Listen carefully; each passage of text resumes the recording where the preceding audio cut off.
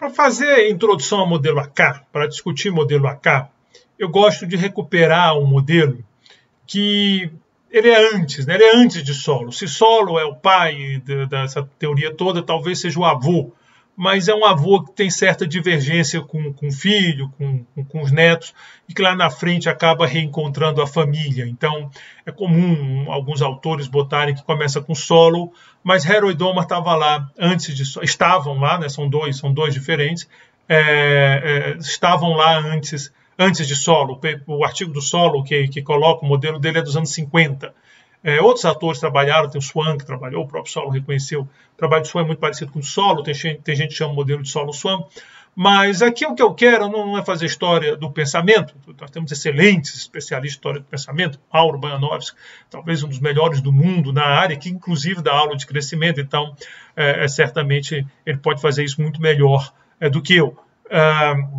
Eu quero recuperar o modelo Harold Domar por conta de uma lógica que tem nesse modelo que vai ser interessante para a gente pegar a sutileza, né? Quer dizer, também não é tão sutil assim, não.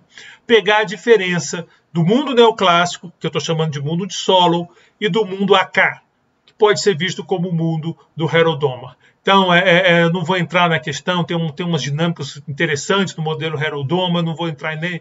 Eu vou só rabiscar essa discussão num certo momento, mas não é meu objetivo aqui ensinar ou discutir o modelo Harold Domar, por isso que eu vou ter Harold Domar e Solow.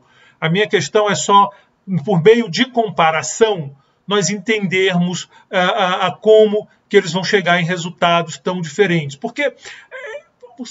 uma coisa que às vezes acontece é a gente se preocupar muito com resultados diferentes. Aí fica aquela discussão, o modelo 1 diz isso, mas o resultado, o que importa são as hipóteses que estão por trás desse resultado. É daí que você vai entender a diferença do resultado. Se você ficar só na diferença de resultado, você fica, às vezes, vira briga de bases. É assim, não. O importante é entender as hipóteses e a construção que leva lá. E aí você começa a entender melhor como é que funciona essa literatura e se posiciona para entender, né, para poder dominar pelo menos os principais paradigmas da literatura.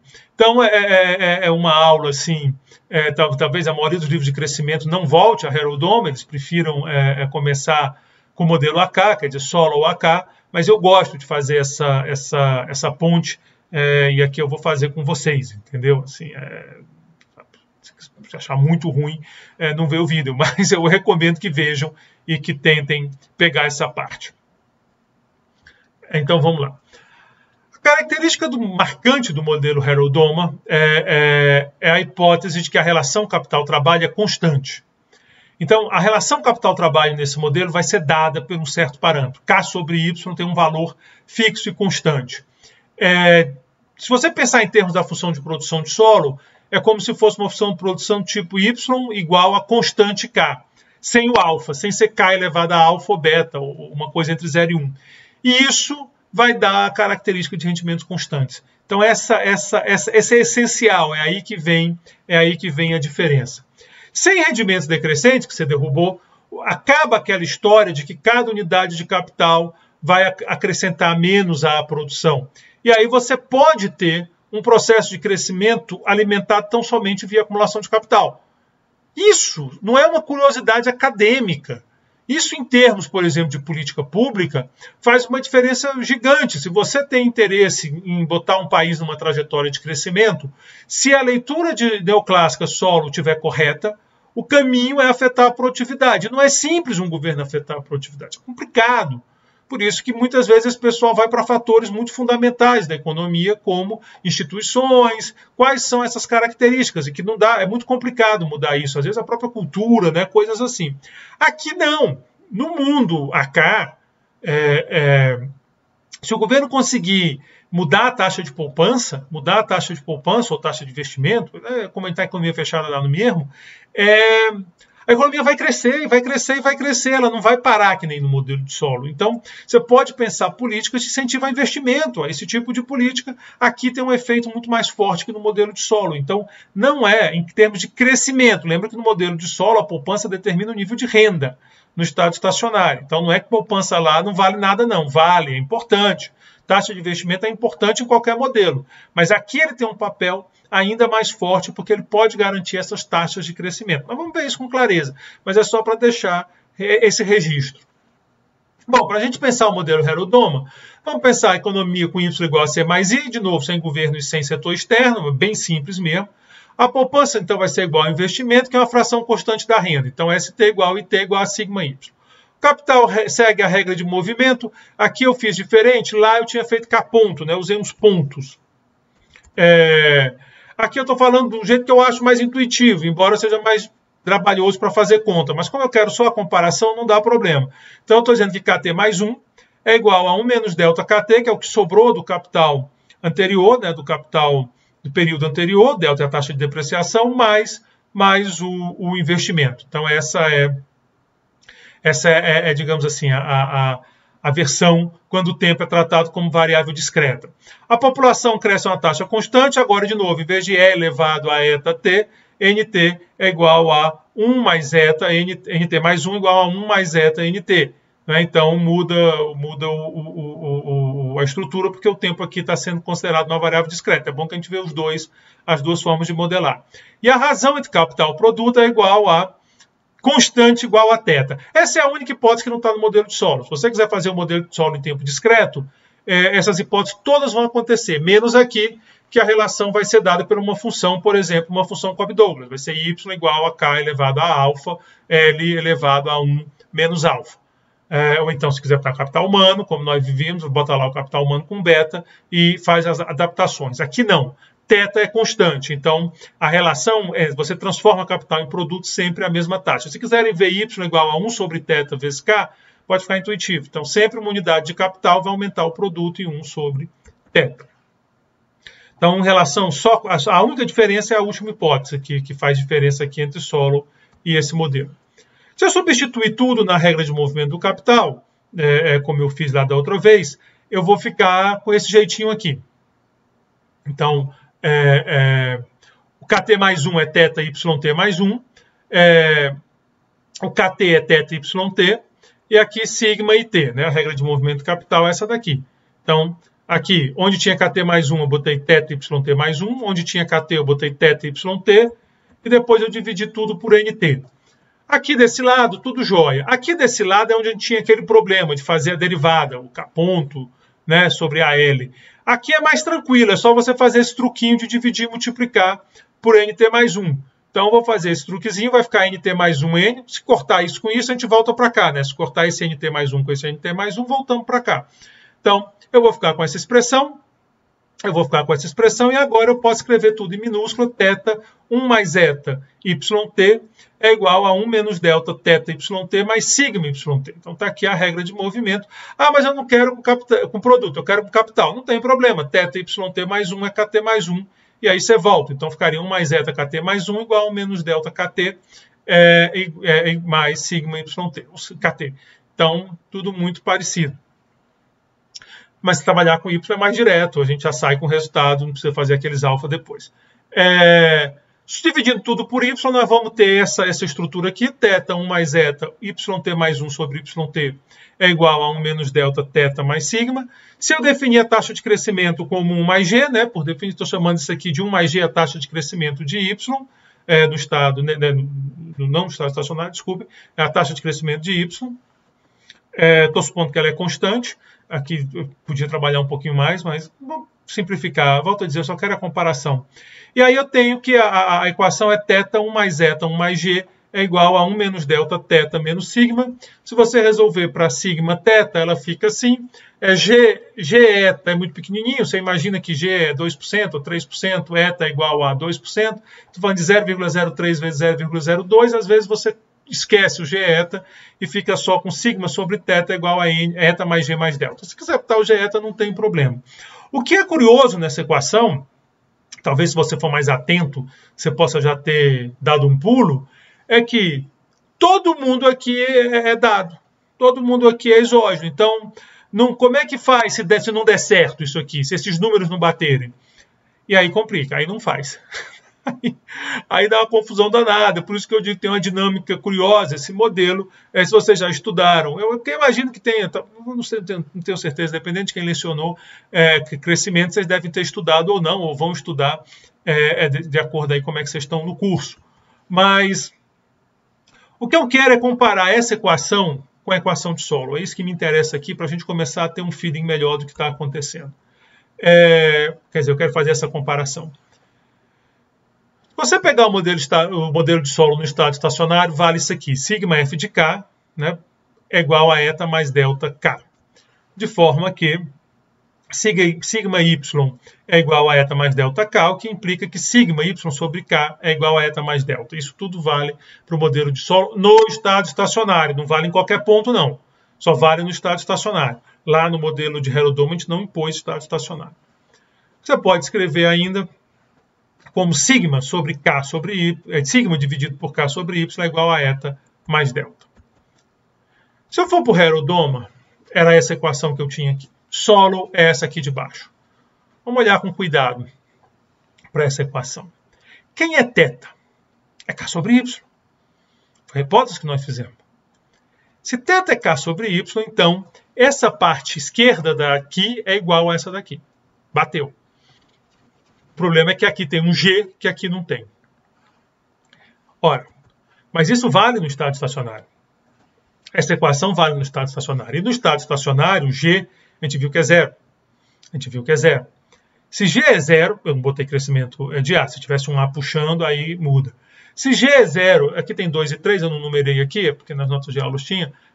Se G é zero, essas duas equações então são iguais. Ó. Vai ficar sigma sobre a relação capital-produto é igual a eta mais delta. Elas são iguais quando eu penso em termos de estado estacionário do modelo de solo. Mas então qual é a diferença? Porque o modelo tem uma diferença fundamental de rendimento decrescente. A diferença é que aqui não se modela um ajuste da economia para essa equação acontecer. Aqui nós modelamos. Aqui houve um ajuste. Dado um ponto de partida, K0, a economia se ajusta até chegar aqui.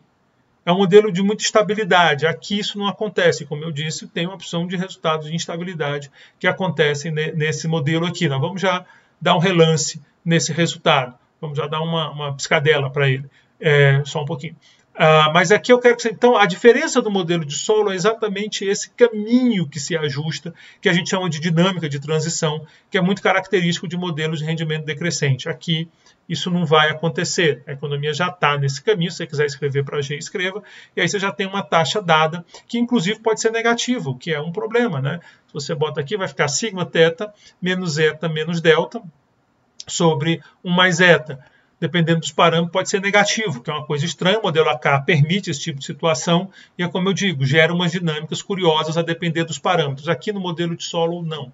Você tem esse processo de convergência, se os parâmetros obedecerem às hipóteses de rendimento decrescente, então é alfa menor do que 1, né, esse tipo maior do que 0, o modelo, a dinâmica é sempre a mesma.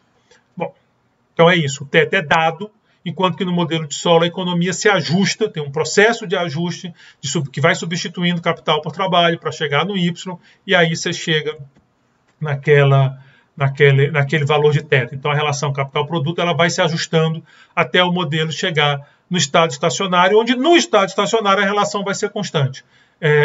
Então é como se o θ no modelo de solo fosse uma variável endógena. Em vez dele dar o θ, ele encontra o θ, ele encontra qual seria a relação capital-produto no estado estacionário. Essa é a característica do modelo de solo. Vamos entender melhor imaginando o seguinte: supõe que não pode substituir capital e trabalho. Supõe que eu não tenho mais aquele θk, mas eu tenho agora a hipótese de que a função de produção não permite substituição de capital e trabalho. Alguns setores de produção talvez sejam descritos assim. Uma descrição macro, como nós estamos fazendo, talvez seja forçar um pouco a barra. Mas vamos fazer isso. A gente aqui está querendo só entender mecânica de modelo. Um exemplo que você pode imaginar disso imagina lá a nossa faculdade, a FACE, ela tem lá, sei lá, 8 salas de aula. Tem lá 8 salas de aula. E aí você tem só 3 professores. Você só vai conseguir dar 3 aulas simultaneamente. Não tem jeito. Só tem 3 professores, então vale o menor. Como tem 3 professores e 8 salas, quem vai limitar a possibilidade de aulas da FACE é o número de professores. Então é o mínimo. Por outro lado, pensa agora o contrário. Supõe que tem 8 salas e tem 15 professores. E que não pode dar aula lá nos pavilhões. Só tem aquelas 8 salas, né? Senão você bagunça o meu exemplo. Aí agora é o capital, é a sala de aula que vai limitar a produção da face, né, em termos de horas-aula. Então, esse tipo de não substituição, quer dizer, eu não posso trocar um pedacinho de sala, um pouquinho de capital por um pouquinho de trabalho. Não funciona. Eu tenho 8 salas, eu tenho o número de professores. Se o número de professor for maior do que o de salas, o número de horas-aulas que pode ser dado simultaneamente é definido pelo número de sala de aula.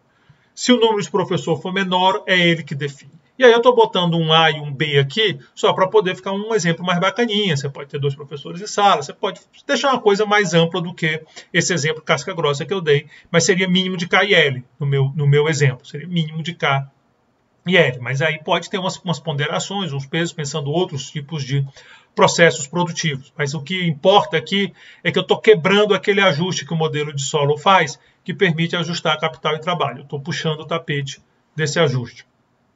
Então, ela não permite a substituição de fatores, esse tipo de função de produção.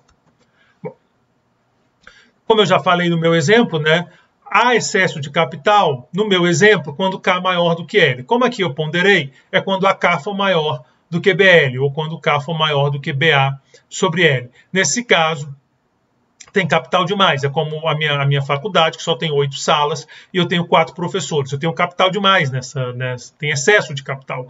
Eu não tenho professor suficiente para dar aquelas aulas. Então, 4 salas vão ficar sobrando a todo período, e nesse caso eu falo que a oferta de trabalho limita a produção da economia. Então, a produção da economia está sendo limitada, no meu exemplo da faculdade, pelos professores, pela quantidade de professores. Se eu quiser ter mais aulas simultâneas, eu vou ter que dar um jeito de contratar mais professores. O outro caso é o excesso de trabalho. Agora é o contrário. Eu tenho 15 professores, só tenho 8 salas de aula. Então não adianta, se eu contratar mais professores, eu posso até demitir professor, que eu só vou conseguir dar simultaneamente aquele número de aulas que as salas permitem. Então, agora eu falo que eu tenho excesso de trabalho. O capital que limita o produto. Então, é o número de salas de aula que limita, é o capital limitando.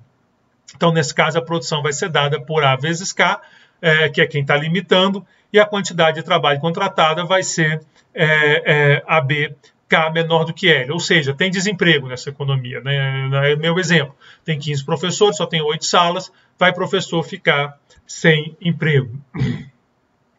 Vamos olhar para excesso de trabalho, porque se você está pensando, geralmente, em crescimento, a gente vai se preocupar países emergentes ou pobres que querem ficar rico, né? Essa é a preocupação que a gente costuma ter. E, geralmente, em país pobre tem excesso de trabalho, não de capital. Geralmente, não é uma coisa que é uma regra de ouro, mas faz sentido pensar isso. Tem muita gente, tem pouco capital. País pobre seria uma característica. Então, vamos pensar nesse caso onde tem excesso de trabalho, tem gente demais na economia.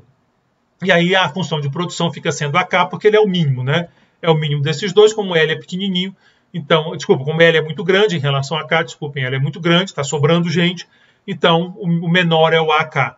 Então, fica a função de produção AK e a regra de movimento de capital. Então, vai ser dada KT mais 1 igual a 1 menos delta KT. KT mais 1, isso aqui é sigma YT, né? O I é sigma YT. Aí o KT mais 1 eu vou botar como YT mais 1 sobre A, porque daqui é Y sobre A igual a K. Faço essa transformação, multiplico tudo por A para ficar arrumadinho, e aí eu vou dividir tudo por T, de modo que a taxa de tudo por YT, que essa taxa de crescimento vai ficar 1 menos delta mais sigma A. E aqui já repara uma coisa importante, essa taxa de crescimento é constante. Ela é constante, eu não estou impondo estado estacionário, não vai ter estado estacionário aqui. Essa taxa de crescimento é constante. Se ela for positiva, ela é constante positiva. Se ela for negativa, essa economia está ferrada. Mas ela é constante. Não, do jeito que está aqui, do jeito que eu desenhei aqui, ela não pode ser negativa, porque que lá no modelo AK mesmo pode. Porque aqui o menos delta, né? O menos delta. Não, se bem que pode, se sigma for muito baixinho. Não, mas o menos delta é positivo. Aqui desse jeito que está aqui não tem, não. Desse jeito aqui não tem. É porque aqui é bruto, né, cara? Aí isso ficar negativo é forte demais. É isso que está acontecendo. Bom, porque exatamente é 1 mais G que é igual a isso, né? Então a taxa de crescimento G pode ser negativa. Eu sei que pode. Tinha que poder. Mas é porque aqui é 1 mais G, não é G. Então a taxa de crescimento 1 mais G, ela pode ser negativa, ela vai ser igual a YT mais 1 sobre YT, que vai dar G igual a sigma A menos delta. E agora sim esse G esse G, que é a taxa de crescimento que a gente está acostumado, né, ele pode ser negativo, desde que sigma A seja menor do que delta. Não tem nenhum mecanismo nesse modelo que leve essa taxa de crescimento para zero ou para eta. Então, a taxa de crescimento vai ser a mesma no curto e no longo prazo, a taxa de crescimento é essa. Se ela for positiva, essa economia vai crescer e vai-se embora. Não tem o rendimento decrescente parando, não tem aquele mecanismo do modelo de Solow que a taxa de crescimento vai aumentando ou reduzindo, quer dizer, seria uma taxa de decrescimento, no caso aumentando, ou se você pensa em crescimento, ela vai reduzindo até parar no estado estacionário. Aqui não existe esse tipo de situação. E o sigma, como vocês podem reparar, ele aqui pode levar a crescimento de longo prazo. Se o sigma é alto, quer dizer, ele pode gerar um ciclo de crescimento de longo prazo só via acumulação de capital. O A está parado, não tem crescimento do A, o A está parado e o sigma pode gerar essa dinâmica de crescimento. Eu falei para vocês que esse tipo de modelo tem uma dinâmica muito doida, né? Eu já falei. Vamos dar uma olhadinha em que tipo de maluquice pode acontecer, maluquice, de coisas estranhas que podem acontecer nesse modelo, enquanto que o modelo de Solow não, a dinâmica dele é bem comportada, o que não quer dizer que seja uma reprodução melhor da realidade. A realidade pode ter dinâmicas muito doidas, né? Por favor, não vamos extrapolar o que eu estou dizendo. Estou dizendo que lá tem uma dinâmica que é mais comportada do que cá. Lá não depende de parâmetros, desde que os parâmetros obedeçam às hipóteses, você vai ter essa dinâmica de dado um K0 vai para o estado estacionário. Sim, o estado estacionário depende dos parâmetros, mas esse padrão de ir até lá, não. Aqui não, dependendo da relação dos parâmetros, a economia pode crescer sempre, sigma A maior do que delta, ou ela pode ir para o SAL, sigma A menor do que delta. Então vamos lá. Vamos pensar o seguinte. Se G é maior do que eta, suponho que isso aqui não só é positivo, como é maior do que a taxa de crescimento da população. Então, isso é bem razoável, né? Isso é bem razoável, o crescimento está lá, está acontecendo. Se G é maior do que eta, em algum momento o L passa a ser o fator limitante do crescimento. Por que isso? Porque a economia, o Y está crescendo, o K é uma proporção fixa de Y, ele está crescendo junto. Se eles estão crescendo mais do que o L, vai ultrapassar. Então ele está menor, o capital, ele está menor, mas ele vai crescendo a uma taxa maior do que a população, do que a força de trabalho. Então, num certo momento, nós vamos ter, o capital vai ultrapassar a força de trabalho, e aí o fator limitante do crescimento passa a ser dado por YT. Então, se o G vai crescendo acima de eta, essa economia, num certo momento, vai transitar. Ela vai deixar de ser uma economia limitada por capital e vai passar a ser uma economia limitada por trabalho. Digamos que esse é um caminho interessante, esse é um bom caminho para a economia seguir. Mas vamos pensar o contrário. G, ainda que positivo, é menor do que eta. Se isso acontece, a oferta de trabalho cresce mais rápido de capital. Se isso está acontecendo, o excesso de trabalho, que é dado por essa diferença, o L total e o L que tem emprego, vai crescendo com o passar do tempo.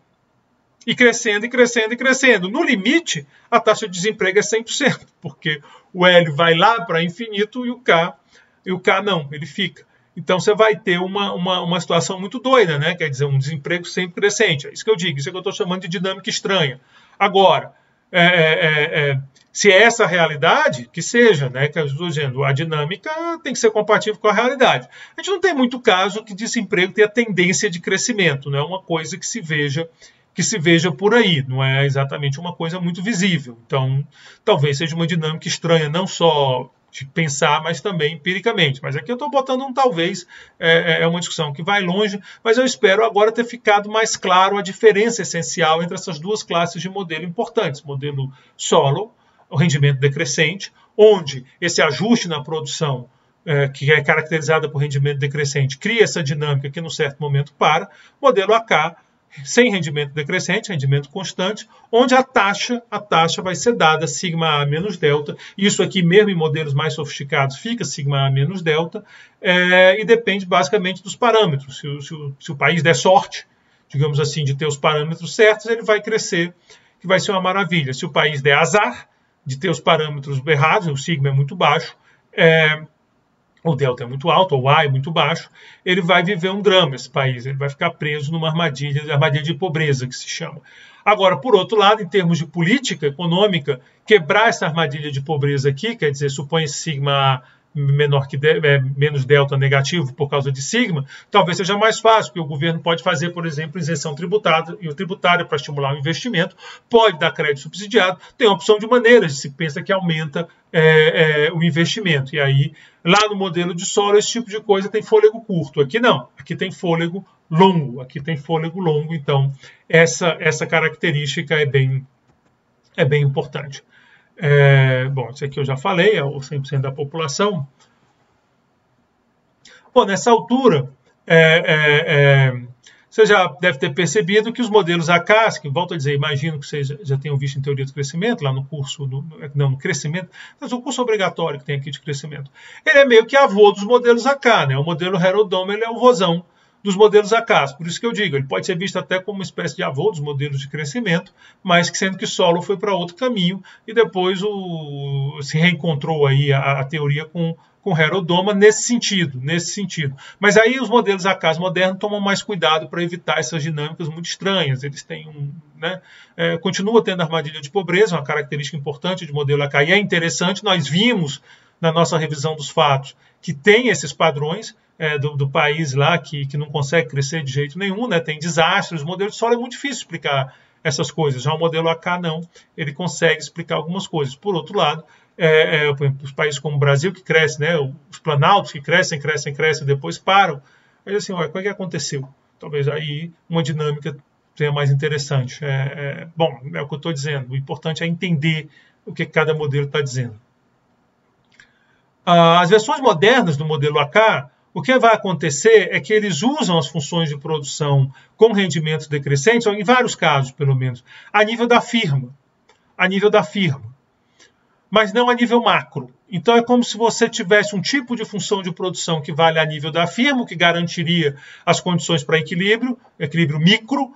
Vocês sabem lá dos cursos de micro que se você quebra rendimento decrescente, esse equilíbrio passa a ser um negócio complicado. Então, você mantém o equilíbrio a nível de firma, mas a nível macro você vem com alguma coisa que quebra rendimento decrescente. A coisa mais popular na literatura é a externalidade. Porque externalidade é bem isso, né? Quer dizer, é uma coisa que ela tem um efeito do agregado, mas que ela não é incorporada no nível micro, por isso externo, por isso externalidade.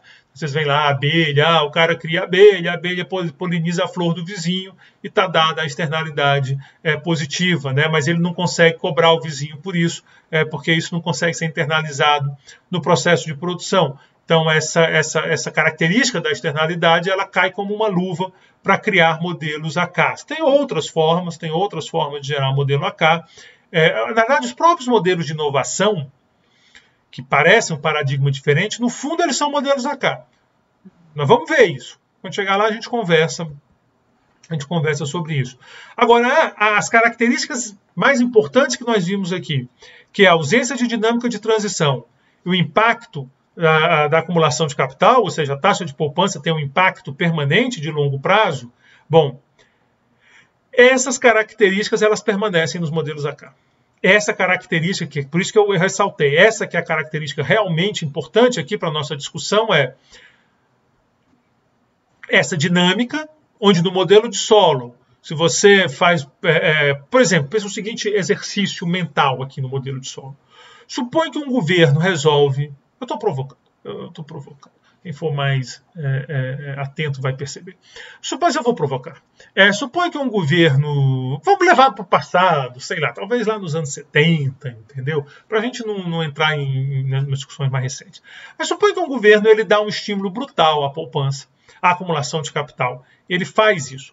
Porém, esse investimento que está sendo realizado é ruim. São projetos ruins, projetos que não vão dar retorno, projetos que vão ter baixa eficiência e produtividade. Suponha que o governo faz isso e o mundo funciona como um modelo de Solow. O que está acontecendo? Você vai ter um crescimento no primeiro momento, você vai ter um boom de crescimento. Por quê? Porque a economia está indo para aquele outro estado estacionário. Então, maior, eu aumentei o S, mais estado estacionário. Porém, como os projetos são ruins, não são bons projetos, a taxa de crescimento da produtividade vai cair, o que quer dizer que lá na frente a taxa de crescimento da economia vai cair. Ela é uma economia que tem mais capital, mas ela é menos eficiente. Ela é menos eficiente. Fica mais grave. Se essa política do governo que levou ao aumento da taxa de investimento não for sustentável no tempo, ou seja, o governo não conseguir bancar a política, ele vai acabar tendo que suspender a política e a taxa de poupança volta. E aí você vai ter uma recessão, a economia vai voltar para aquele nível mais baixo e vai ficar com um crescimento de longo prazo menor, porque o projeto continua empacando, os projetos ruins que foram feitos continuam empacando a produtividade. Esse tipo de argumento é o que se associa à má alocação de capital, que é muito conhecido, tem um paper importante sobre isso, a gente não vai discutir esse paper no curso, mas é um paper do Klein e do Richet, também no Quarterly Journal, onde eles argumentam que essa má alocação de capital faz com que a produtividade da China e da Índia seja bem menor do que o que poderia ser se eles fizessem uma boa alocação de capital. Ou seja, a China e a Índia seriam mais ricas. Lembrando que a China, principalmente, é um grande exemplo de crescimento, mas a renda per capita dela é um pouco acima da do Brasil, e o Brasil vem muito mal. Nós estamos com uma década perdida, né? Então, talvez a China pudesse dar um salto maior se ela tivesse um investimento melhor colocado.